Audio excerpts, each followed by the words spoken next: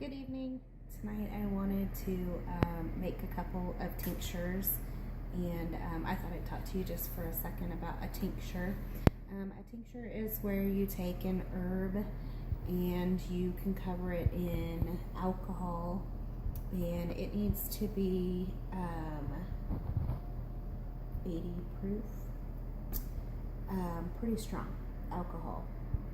And you can also use raw organic apple cider vinegar, and you can use glycerin. I choose to use the alcohol for a couple of different reasons. One, it extracts the oils and nutrients out of the herbs a ton faster, and two, the higher the alcohol content, the longer it will preserve your tincture.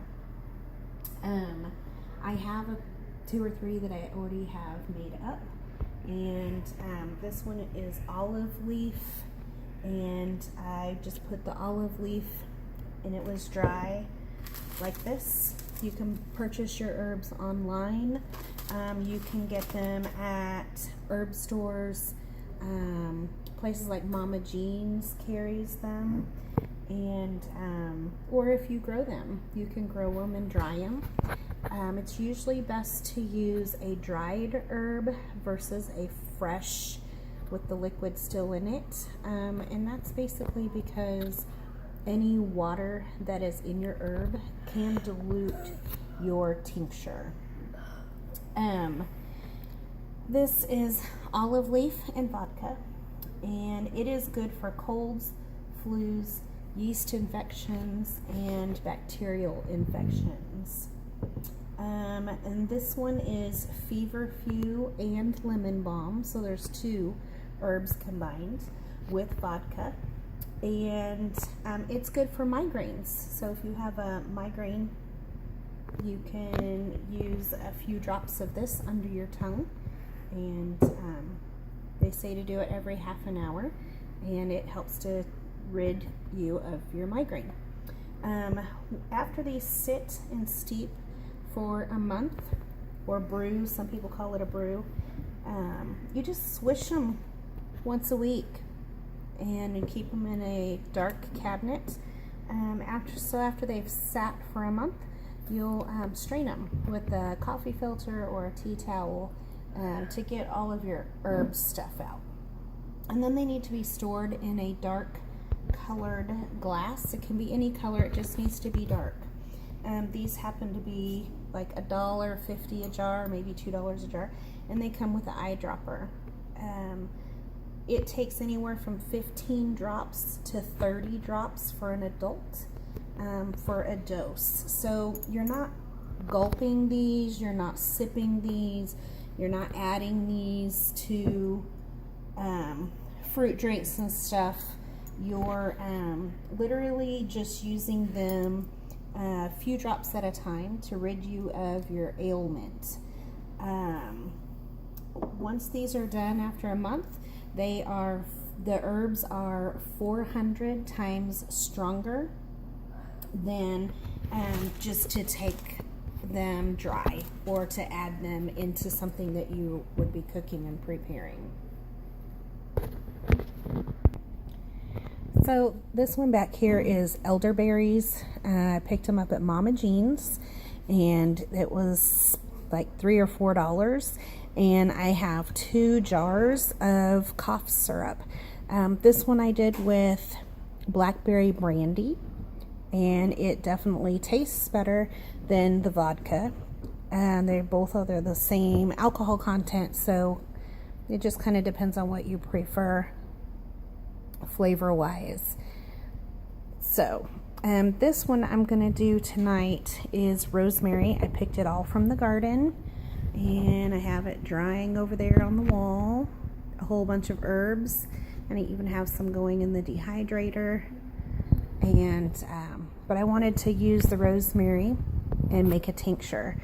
So I think for this one, I read that you can use Bacardi or vodka, either one. I've also heard you can use moonshine. But for tonight, I'm going to use the Bacardi.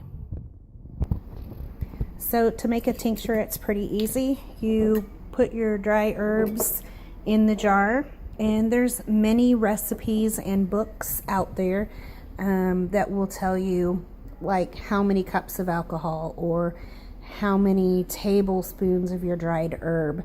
And some of them don't say, they just say pack a jar full of your herb and pour over the top until the jar is full.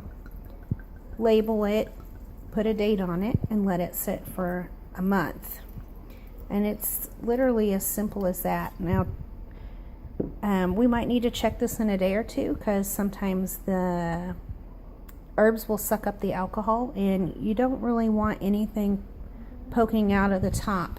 You want everything submerged if at all possible. So I capped it off and I put my tag on the jar. I did not put it on the lid. I know the difference between rosemary and, let's say, chamomile. Big, huge difference. But sometimes after it's sat for a while, it might be hard to tell. Or you might have rosemary in 2 or 3 different tinctures and chamomile in a couple of different tinctures. And if you have several containers sitting around, it might be a little confusing a month or 2 down the road as to what you put in your jar. So I have this book. I love it. It tells you all kinds of different health benefits of things that we find out in the yard and around the garden. And it also gives you some tincture recipes in the book. Like I said, there's tincture books that you can purchase, and there's many things that you can find online. I think making tinctures should be taken pretty seriously.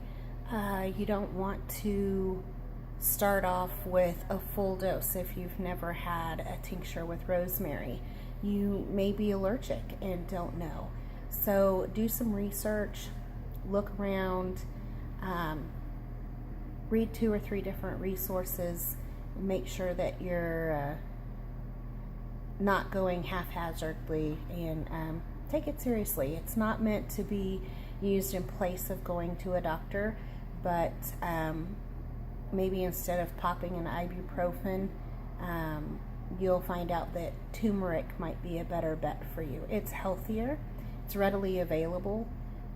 You can grow turmeric in your garden, and it's not pumping you full of chemicals.